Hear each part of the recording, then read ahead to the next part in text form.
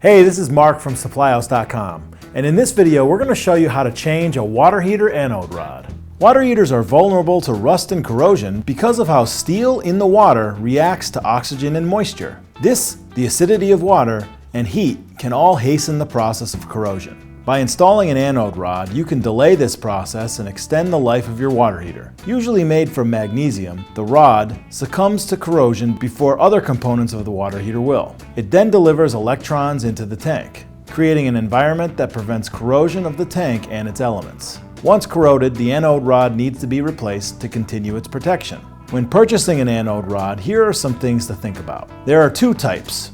One with a hex head and one with a nipple that goes into the hot water outlet.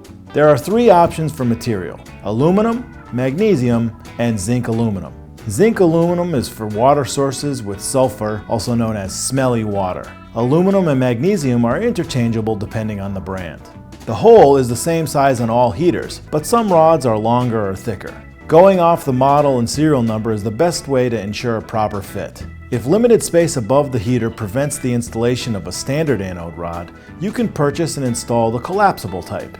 To install, turn off the water and fuel supply to the water heater. Partially drain the water heater around 6 inches to give access but keep weight in the tank. Locate the anode rod on the water heater.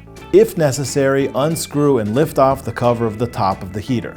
Use a ratchet wrench and 1 1/16 inch deep socket to unscrew the anode rod from the heater. If it is the nipple type, you will need an adjustable wrench. If the anode rod won't budge, slip a steel pipe onto the ratchet handle for extra leverage. Lift out and discard the old anode rod. Wrap Teflon tape around the threads of the new anode rod, insert it into the water heater, and tighten with 1 1/16 inch socket.